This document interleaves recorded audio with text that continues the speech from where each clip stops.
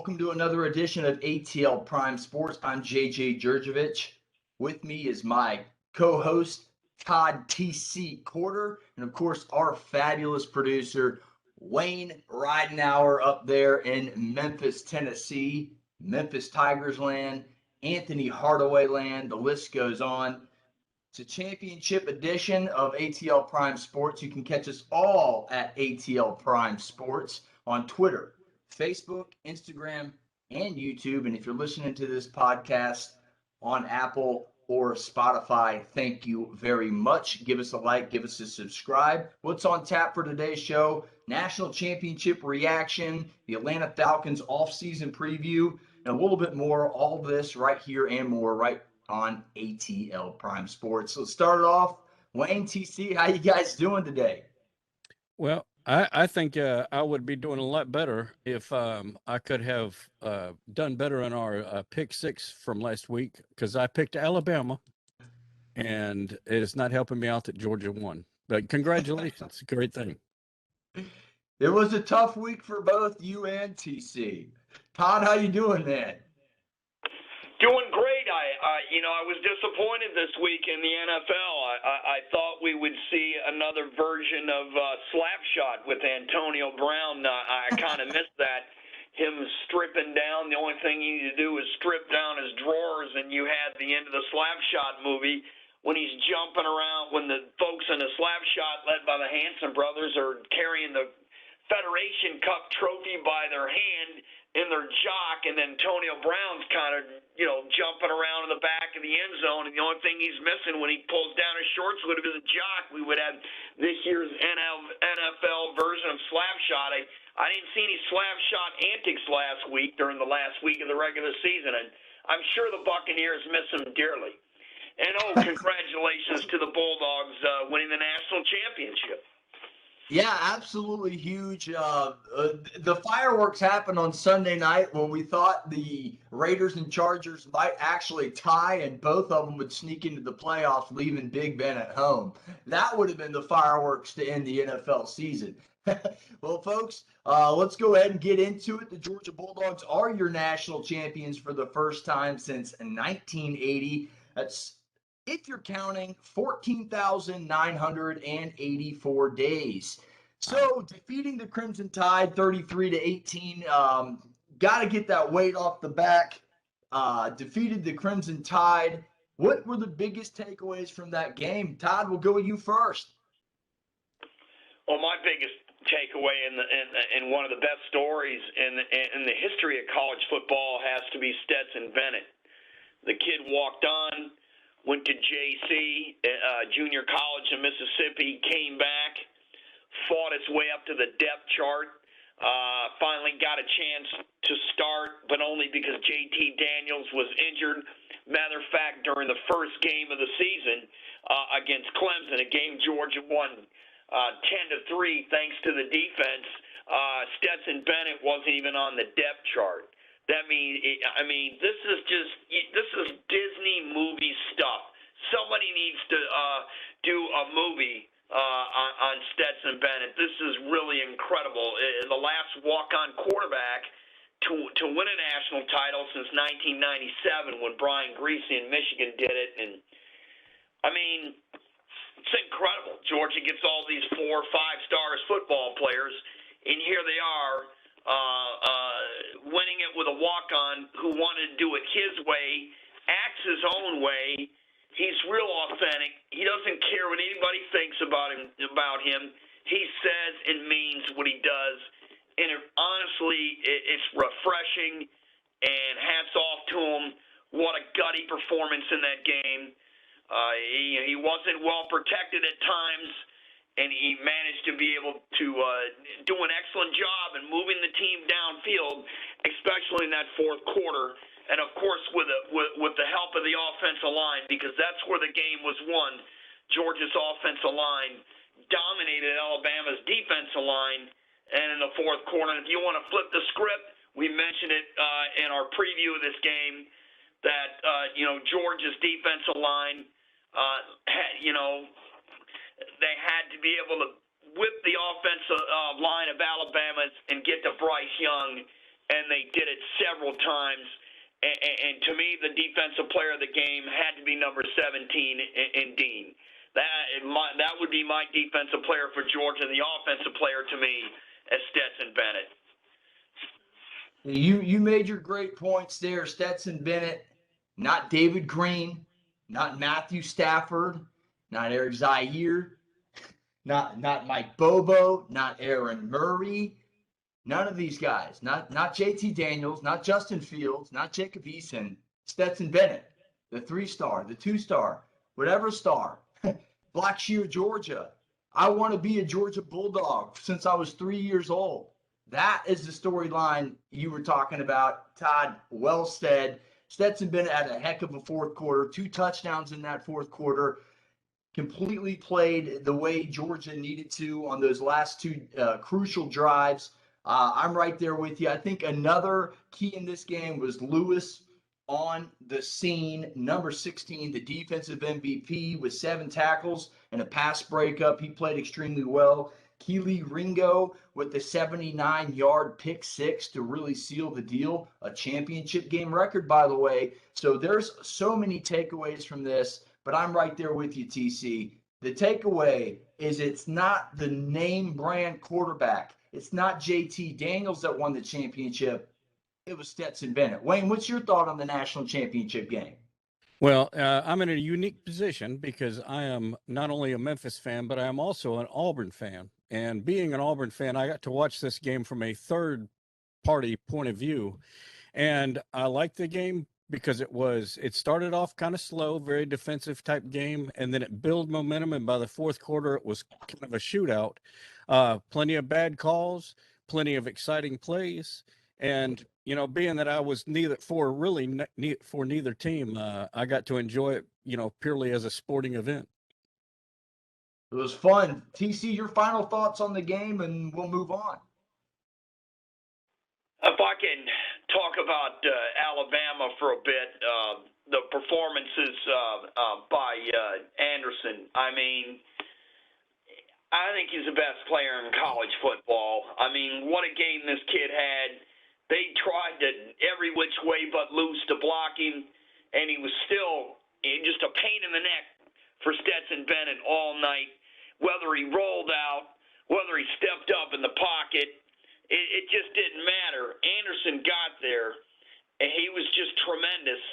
And I just think he's the best player in college football. And the second thing is when at the end of the press conference, when they said when they had Anderson up there and they had Bryce Young up there, and Nick Saban was sitting down in between them, and when they dismissed all 3 of them to leave, Nick Saban stopped. He put his hand on each player's shoulder, and then he just sat there and talked about those 2 players, what they meant to Alabama's program, and to not let one game like this define you, who you are, and who your career is.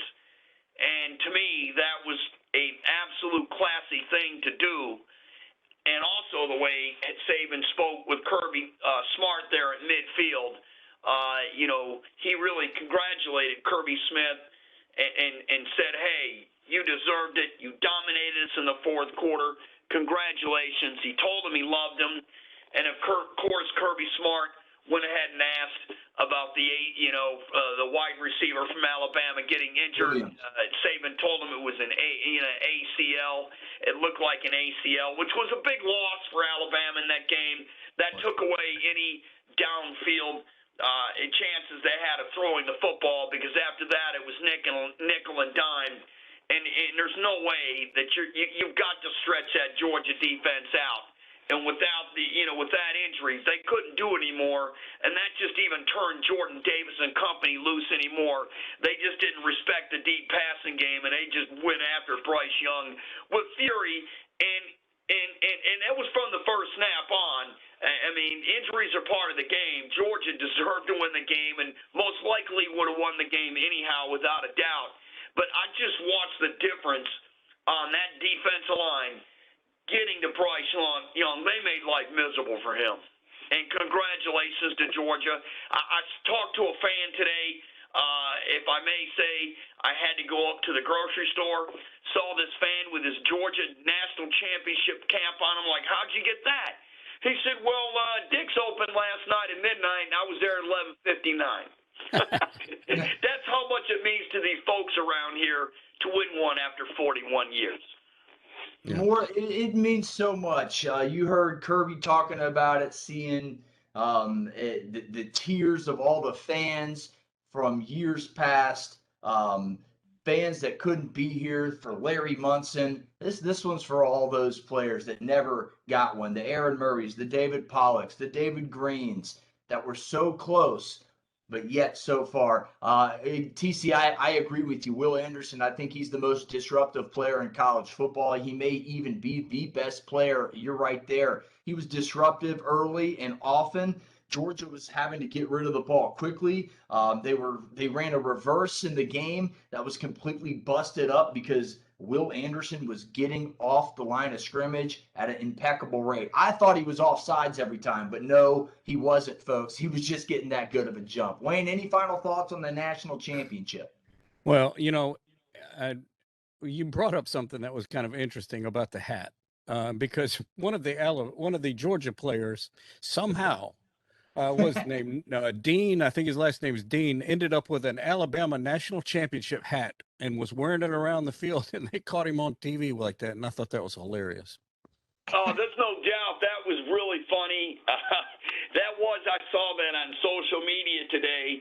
That was hysterical. That's an excellent point. On that reverse play, I couldn't understand why Georgia did that. They were running the ball so well at that point, getting 4 to 5 yards a chunk, and you throw a reverse on them. I didn't agree with that call at all, but other than that, when you're running 4 or 5 yards on somebody on first down, getting cute to me is never the right way to go. But anyhow, with a player like Will Anderson, he can sniff something like that out. The only way to beat Alabama is to actually physically beat them, and that's what Georgia did. Georgia did it. Very key play was right after Alabama took the lead. Stetson came down 3 for 3 on the ensuing drive, found A.D. Mitchell on a 40-yard touchdown pass. There was a key pass interference that extended the drive there. Just great all-around play. Great game. Hats off to both teams, Nick Saban, Kirby Smart.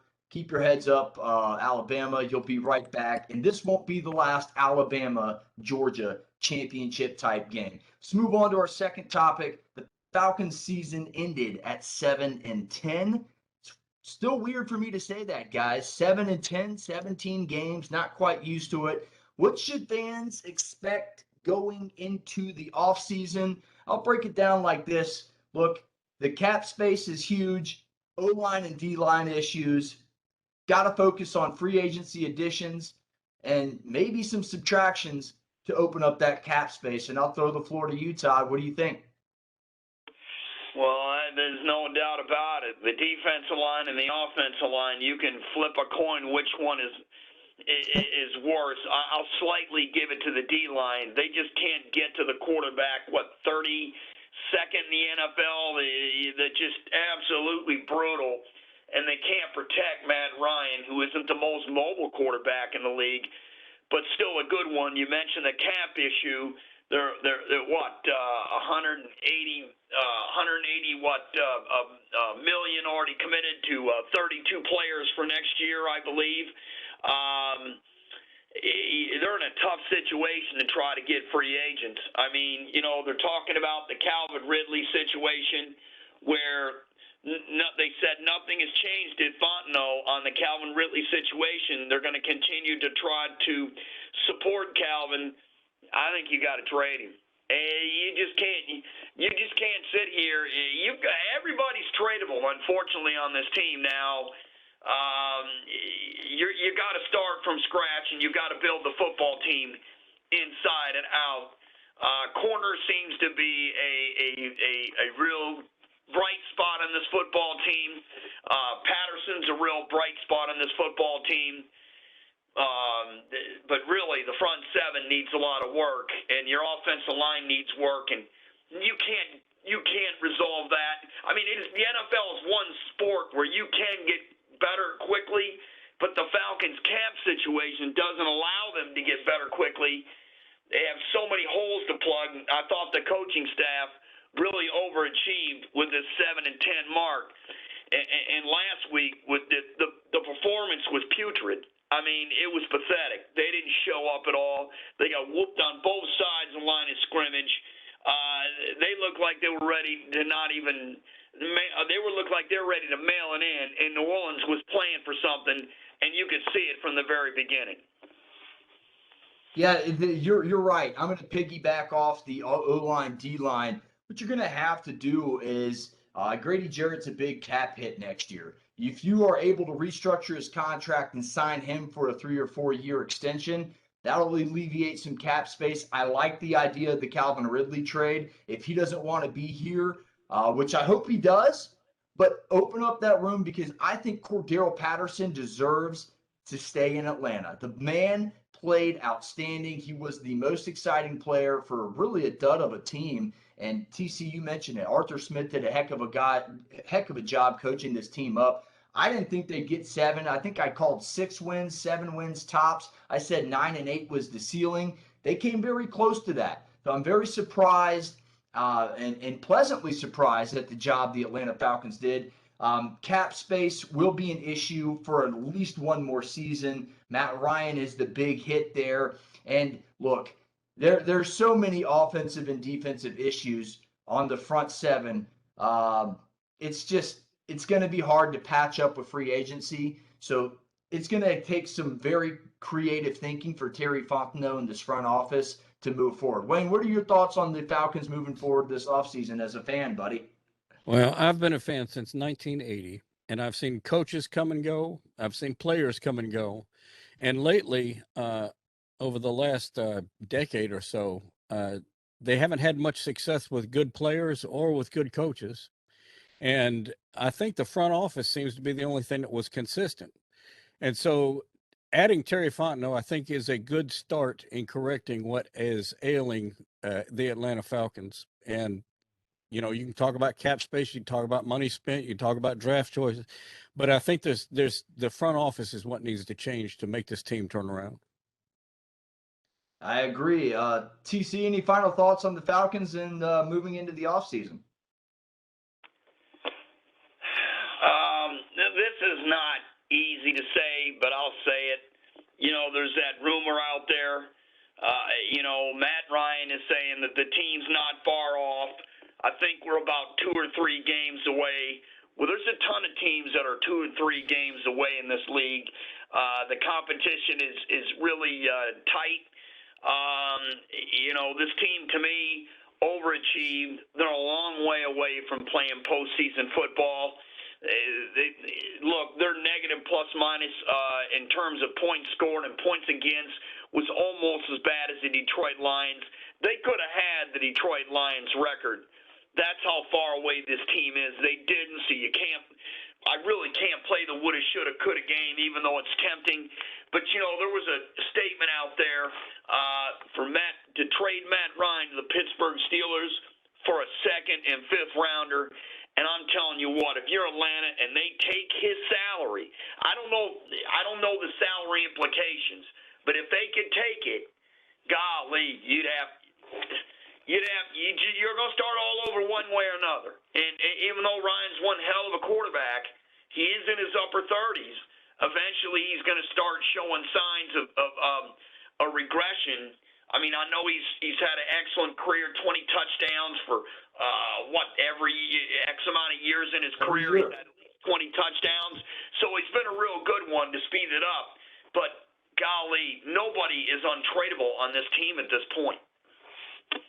And I ditto that. Well said, TC, from top to bottom. I'm not going to repeat anything. Let's quickly mention the coaching. Black Monday was earlier this week. Dolphins, the Raiders are kind of open. It's an interim head coach position. Looks like the owner, Davis, really wants to go after Jim Harbaugh there. So I put that on there. Bears, Jags, Broncos, Vikings, and Joe Judge was fired earlier on Tuesday. So Black Monday extended to Black Tuesday. Guys, give me a couple names that you think would fill in greatly. I'll start one off. I think Byron Leftwich is going to get a job this go around, and I do think Eric Bieniemy might get another shot at a head coaching job. I think those are two guys that really would fit the mold for a great head coach, and he may be young, but he's got a great offensive mind, and that's the offensive coordinator for Dallas, Moore, out of Boise State. I think he's got a great young offensive mind. He could get a couple interviews as well. Todd, give me a couple names that you might see fill some head coaching positions. You know what? Dan Quinn's going to get a good look. There's no question about it. He's going to. Eric Bieniemy is going to get a look, even though you really haven't heard his name, which kind of surprises me. These guys that have had jobs before, they're going to get another shot. The Super Bowl winning coach there, Peterson there from Philadelphia, he's going to get a look in Chicago. Obviously, Jim Harbaugh's name is thrown around in Chicago, and of course the Raiders. And I hate to say the Raiders' position because they do have an intern head coach. He's really done a remarkable job despite all the drama that's happened with the Las Vegas Raiders this year to get this team in a postseason game. And if he wins a postseason game or two, he's really going to get a strong look to keep that intern job. Unless, Davis, who is close friends with Jim Harbaugh, they do give Jim Harbaugh control and $15 million a year. Those are just some of the names. There are a lot more. Absolutely. Wayne, any names that come to your mind real quick for any of these jobs? I really think the biggest recipe for success amongst all these coaches available and all these teams looking for coaches would be if Dan Quinn were to go to Chicago. I think that would be an excellent move. And I hope that happens, but we'll see. If I may say something, sure. A lot of folks, they talk about Dan Quinn. He's not head coach material, that he's a great coordinator. Look, he took the Falcons to a Super Bowl. Yes, he had more losing seasons than winning seasons. It's very tough to win in this league. And, I can throw another name out there who has head coaching experience at the college level and the professional level would be Bill O'Brien, who was the OC here at Alabama for a year, been a head coach at Penn State, been a head coach with the Texans. He's going to be looked at the professional level and the collegiate level next year. That name, to me, is a very interesting one. Yeah, very interesting names all around. Like I said, my key guy, I think the one guy that lands a job, and this is, again, no particular order. His name's in the hat for a lot of them. I think Byron Leftwich would be a heck of a coach. Let's move on to our ATL Prime Sports Pick 6. Remember, we go 6 games. It's the wild card weekend. We're picking all the NFL games. Wayne, do you have a comment real quick? No, I was just holding up 6 fingers. I'm ready for the pick 6. I got to make a comeback. All right, guys. Last week was a weekend to forget about for 2 of us. Won't say who. I went 3-3. I'm coming in 46. We're what you did. We're what me and Wayne did. Keep strolling. 40-60-2, 41-59-2 for Wayne. Let's go with the Raiders and the Bengals. Cincinnati is a 5.5-point favorite. The over/under in that one is 49. Their teams are both 10-7. How are we doing this? You guys want me to start off first? Huh? I'll start off first. Go ahead. All right. Listen, I'm taking the Bengals to cover. I don't know why, but I just feel like the Bengals are a much better organized team than the Raiders. I like it. I'll go next. I'm thinking the Bengals are going to cover as well. I think Joe Burrow's the real deal. I think Jamar Chase is a great asset, and I think he'll get their first playoff win in quite some time up there in Cincinnati. I saw a meme that says, what has not been sent via text message is a Cincinnati Bengals fan saying, "We have won a playoff game." Text messaging was first invented in '93 when the first SMS message was sent. Last playoff win, '92. I'm going with the Bengals. I'll go with Cincinnati, too. It's going to be nasty and cold this weekend in Southern Ohio. The Raiders are now a dome team. I don't think anybody's going to cover Chase. It doesn't matter if you double cover him. The wide receiver from LSU with Joe Burrow is a lethal combination. Cincinnati can run the ball. What a major improvement from a year ago. I got the Bengals and to cover. We're all in the same boat. Patriots 10-7, Bills 11-6. We're in Buffalo. Buffalo's the 4-point favorite. Over under in this one's 43. Wayne, start us off. I'm taking the Bills to cover on this one too. I mean, no, I'm not trying to say anything bad about Mac Jones. He's got a great future, but I really think that the Bills are going to be the team to pull this out, and maybe it's a good future for the Patriots in the playoffs later on. I'm going with Bill Belichick. I think the Pats and the points on the road. Wow, this is a tough one, no doubt about it. I mean, the first win of the season when New England beat Buffalo, they just ran the football literally down their throat. The weather's nasty. The next game they played, Buffalo, it was a commanding win, but it was only a couple weeks ago. It's tough to beat a team after just beating them a few weeks ago. This is really a tough game.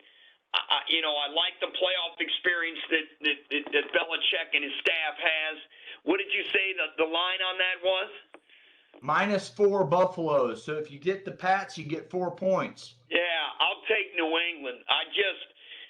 They're going to come up. They do. They take away what you do. It's kind of like Saban. They take away what you do best, and they always game plan for a certain team, looking for that weakness. I look for New England to not only cover this, but I look for them to win. I do as well. All right, guys, Eagles, Buccaneers. I think it's the most lopsided game of the weekend, not spread-wise. Eagles 9-8, Buccaneers 13-4. They're the 2 seed. Tampa Bay is an 8.5-point favorite down there at Tampa Bay, over/under 49. This one's easy for me. Tom Brady's going to cover. Wayne, I'll go with you. Well, I'm taking the Buccaneers as well. Not only do I not like the Eagles, but I feel like Buccaneers are going to win this game by more than 2 touchdowns. There's only one way this game stays close, JJ. There's only one way. Tampa Bay turns it over, and Philadelphia plays keep away because they can run the football. One problem with the Eagles is they can't stop the pass, and Tom Brady's going to pick their secondary apart. I believe they're 28th against the pass in the NFL. I like New England big. Tampa Bay big. They cover. We knew what you meant. All right, guys, 49ers, Cowboys. This might be the best matchup of the weekend, in my opinion. 10-7, 12-5 are the Cowboys. Dallas is a 3-point home field advantage ticket right there, over/under, the highest on the board of the weekend at 51. Wayne, what say you? Well, I'm going to take the Cowboys in this one. And this matchup alone in the playoffs is really reminding me of the Cowboys from the early 90s, because I feel like the Cowboys are building that type of momentum now. I'm going with the boys as well. I think they're the best defense in the NFL. I think Micah Parsons is a real bad man. Maybe in the near future, the next Aaron Donald. He might be the best player defensively in the NFL. I think Diggs on the corner may be able to turn the ball over a time or two, and I think the Cowboys will cover. The 49ers will play close, but I do think it'll be about a 4-point victory for the Cowboys. This is a tough one, JJ. I really agree with you. This may be the toughest game to pick of all of them. The 49ers and Cowboys have fantastic playoff history in the 90s, and guess what? Shanahan's calling the plays on offense for Frisco, and Dan Quinn, who we mentioned earlier, up for head coaching jobs, is calling the plays on defense for Dallas. This is really magnificent. I think San Francisco will have trouble with Dallas's ends, but up the middle, I think Dallas is a little vulnerable. When you flip the script, Cowboys have got to get back to running that football and using Ezekiel Elliott and company and play-action pass on San Francisco. The 49ers are schizophrenic. Dallas has been more consistent this year. The 49ers have had the Rams number. They're not playing the Rams this week. How about them Cowboys? I got them to cover. Yeah, we're all right there on the same page. Guys, the Steelers, as we know, snuck into the playoffs, 9-7-1 at the Chiefs, 12-5.